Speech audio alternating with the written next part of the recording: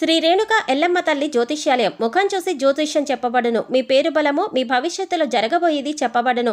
మీ కుటుంబ సమస్యలు, చదువు, ఉద్యోగం, మనశ్శాంతి, ఆరోగ్యం మరియు సకల సమస్యలకు పరిష్కారం చూపబడును. భయము, అనారోగ్య సమస్యలు, అనుమానము, చెడు పూజలకు కూడా పరిష్కారం చూపబడును. ఎటువంటి వ్యాధులకైనా మూలికా వైద్యం చేయబడును. స్త్రీ పురుష వశీకరణ 100% గ్యారంటీ. మంచి హస్తవాసి ఉన్న గురూజీ. ఒకసారి కాల్ చేస్తే మీకే తెలుస్తుంది. గురూజీ లక్ష్మణ్ రాజ్. Cell number 8639883141. ఓం శ్రీ మాత్రే నమః. ఛానల్కి స్వాగతం అండి. వృశ్చిక రాశివారు జాగ్రత్తగా ఉండవలసిన సమయం వచ్చింది. ఈ నెల 28 లోపు మీ జీవితంలో ప్రళయం రాబోతుంది. అయితే మీరు చేస్తున్న తప్పేంటి? ఎందుకు ఈ పరిస్థితి ఎదురవుతుంది? అలాగే ఈ విపత్తు నుంచి ఎలా బయటపడాలి? మీ తప్పును ఎలా సరిదిద్దుకోవాలి? అలాగే ఈ సమయంలో మీరు చేయవలసిన దేవతారాధన, పరిహారాలు ఏంటి అనే అంశాలను ఈ వీడియోలో మనం వివరంగా తెలుసుకుందాం. కానీ అంతకంటే ముందుగా మీరు కనుక మన ఛానల్ని ఇప్పటివరకు సబ్స్క్రైబ్ చేసుకోకపోతే సబ్స్క్రైబ్ చేసుకొని పక్కనే ఉన్న బెల్ ఐకాన్ నొక్కి ఆల్ సెలెక్ట్ చేసుకుంటే మేమిలాంటి వీడియోస్ అప్లోడ్ చేయగానే ముందుగా మీకు నోటిఫికేషన్ వస్తుంది. ఇక వివరాల్లోకి వెళ్ళిపోతే, మీ జీవితానికి అలాగే మీ భవిష్యత్తుకు సంబంధించి ఆసక్తికరమైన అంశాలను కూడా ఈ వీడియోలో తెలియజేస్తాం. అందుకోసం మీరు ఈ వీడియోని ఎక్కడా కూడా స్కిప్ చేయకుండా చివరి వరకు చూడండి. అప్పుడే మేమేం చెబుతున్నామో మీకు పూర్తిగా అర్థమవుతుంది. ఈ రాశివారికి కోపం చాలా అధికంగా ఉంటుంది. అయితే వచ్చిన కోపం ఎక్కువసేపు నిలవకపోయినా కూడా ఈ కోపం వల్ల అనేక రకాల సమస్యలను కొని తెచ్చుకుంటారు. చిక్కుల్లో పడే అవకాశం కూడా ఎక్కువగా ఉంటుంది. అంతేకాకుండా మీరు జీవితంలో ఒడిదుడుకులు, సమస్యలు కూడా ఎక్కువగానే ఉంటాయి. ఎన్ని ఒడిదుడుకులు, సమస్యలు ఉన్నప్పటికీ కూడా అధికంగా శ్రమపడి వీరి బాధ్యతలను సక్రమంగా నెరవేర్చి ఒక మంచి స్థాయికి చేరుకుంటారు. అనేక బాధ్యతలు మీరు నిర్వహించవలసిన పరిస్థితులు కూడా ఏర్పడతాయి. అయితే తమ బాధ్యతలు నెరవేర్చి ఒక మంచి స్థితికి చేరుకున్నా సరే మళ్లీ తిరిగి వీరికి సమస్యలు వీరిని వెతుక్కుంటూ వస్తాయి. ఇలా అనేక రకాల సమస్యలను వీరు ఎదుర్కొంటారు. ఇక ఒక రకంగా చూసుకున్నట్లయితే ఈ రాశివారికి ఎటువంటి కష్టాలు ఉన్నాయి అని చెప్పక్కర్లేదు. మానవ జీవితంలో కష్టం వెనుక సుఖం, అలాగే సుఖం వెనుక కష్టం ఉంటుందని ప్రతి ఒక్కరూ అర్థం చేసుకోవాలి.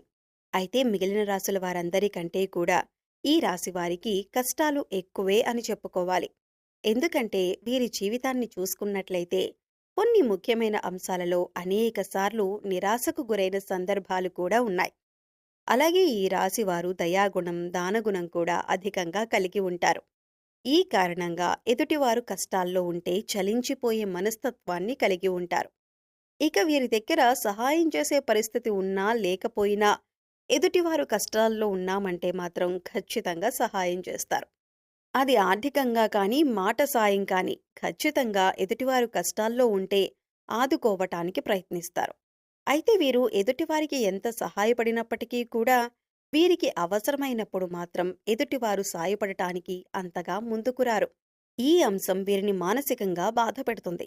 అయినా కూడా వీరు సహాయం చేసే గుణాన్ని వదులుకోరు. ఎదుటివారి చేతిలో ఎంత మోసపోయినా మళ్లీ తిరిగి వారినే నమ్ముతూ ఉంటారు. ఒక రకంగా ఈ రాశివారు మానసిక దృఢత్వాన్ని కలిగి ఉంటారని చెప్పాలి. ఈ విధంగా మీరు మీ ధైర్యాన్ని కోల్పోకుండా ఉంటే కష్టం వెనకాలే సుఖం వస్తుంది అన్న విషయాన్ని గ్రహించాలి. ఇక మీ కింద పనిచేసిన వారు, అలాగే మీతో పనిచేసిన వారు పదోన్నతులు పొంది మంచి స్థాయికి ఎదిగినా, ఆర్థికంగా పురోగతి సాధించినా కూడా మేము సాధించలేకపోయాం అనే బాధ మీకు కలగకూడదు. మీరు ముఖ్యంగా గుర్తుపెట్టుకోవాల్సిందేంటంటే, ప్రతి ఒక్కరి జీవితంలో కష్టాలు ఒకే రకంగా ఉండవు.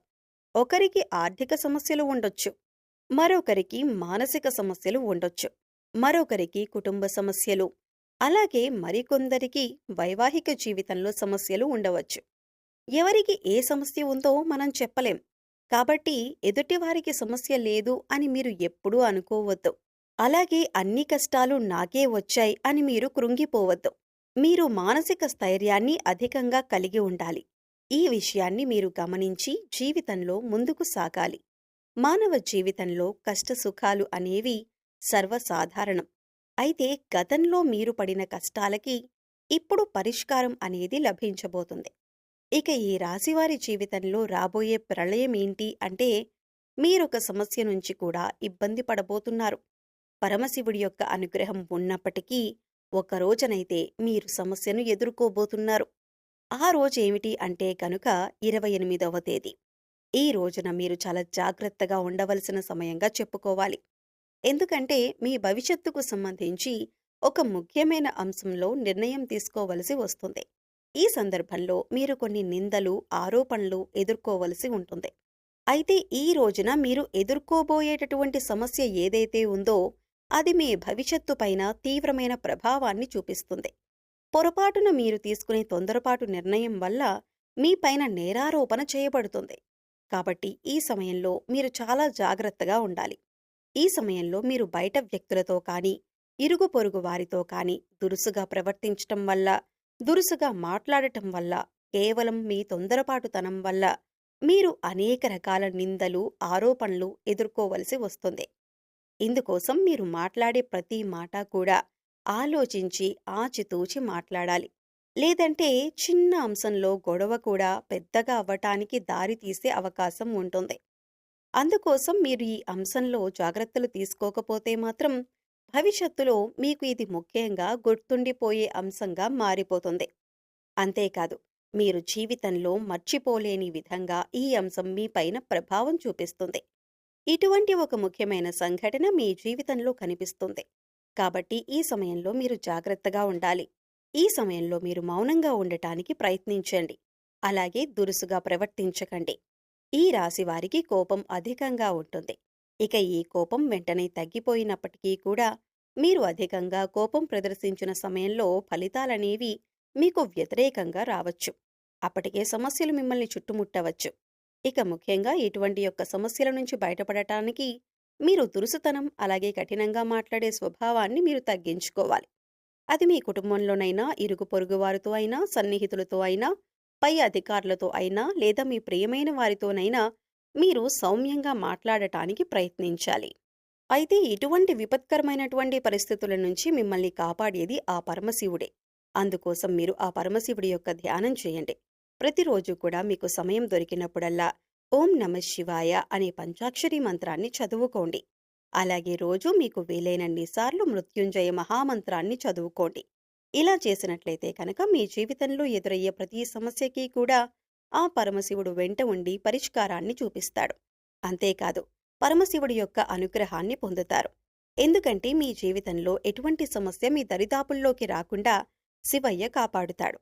అంతేకాదు, శివుడికి నీళ్లతో అభిషేకం చేసినా సరే బోళా శంకరుడు చాలా సులువుగా మిమ్మల్ని అనుగ్రహిస్తాడు. అయితే ప్రతి సోమవారం కూడా శివాలయానికి వెళ్లి శివాలయంలో దీపారాధన చేయటానికి ప్రయత్నించండి. ఆవు నేతితో కానీ, నువ్వుల నూనెతో కానీ దీపారాధన చేసి ఒక బిల్వపత్రాన్ని సమర్పించండి.